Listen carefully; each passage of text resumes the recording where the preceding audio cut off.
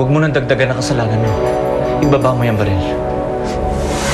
Ano bang diferensya kung dadagdagan ko yung kasalanan ko, Arthur? Wala na. Dahil sinira niyo na ni Vivian ang buhay ko. Simula nung nagsama at nagmahalan kayo, sinira niyo na ako. Ha? Kaya sabihin mo nga sa akin, meron ba mababago kung dadagdagan ko yung kasalanan ko? Wala na, Arthur. Alam mo, dapat nga ikaw tong matakot eh. Dahil pwede ko sirain ang buhay. Matagal mo nang sinira ang buhay ko. Matagal niyo nang sinira ni Mami. Matagal niyo na ako pinatay, April. Kaya wag mo akong sisihin kung kailangan ko magmahal ng iba. Tumigil ka na! Si Vivian! Siya ang bumuulit sa akin. Sige! Ipamukha mo pa sa akin yan! Kung tutusin, kayang-kaya ko na mawala na ang buhay mo eh. Ha? Kayang-kaya ko na!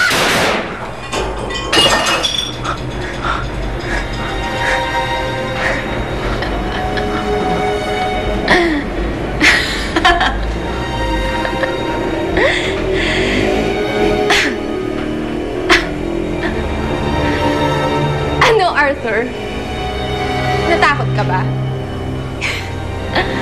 Akala mo siguro tutuluyan na kita, no? Pues, kakamali ka. Kasi mahal pa rin kita eh. Kahit ano nagawa mong kasalanan sa akin, mahal pa rin kita. Pero ako, sa tuwing may ginagawa kong mali sa'yo, lumalayo ang loob mo sa akin. Totoo nga. Totoong hindi mo ako mahal. At yun ang kinagagalit ko, Arthur. Dahil simula pa lang nung una, alam ko na ang puso mo ay nakay Vivian. Alam mo, April, walang mangyari kung magsusumbatan tayo.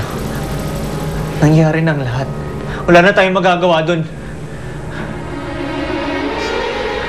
Kaya pwede ba?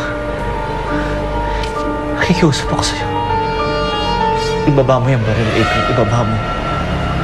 At ano? Kakasuhan mo ulit ako? Gigipitin mo ko? Alam ko na yung mga ginagawa mo, Arthur eh. Ginagawa mo yan para makulong ako at para magsama na kayo ni Vivian ng libre. April, kailangan mo magbayad kasi may ginawa kang kasalanan. Nakikiusap ako sa'yo, huwag mo idami si Vivian dito. Hindi siya kasama dito. Kasama siya, Arthur! Kasama siya! Kasama si Vivian dito. At kapag nakulong ako, sigurado ako magsasaya kayo eh.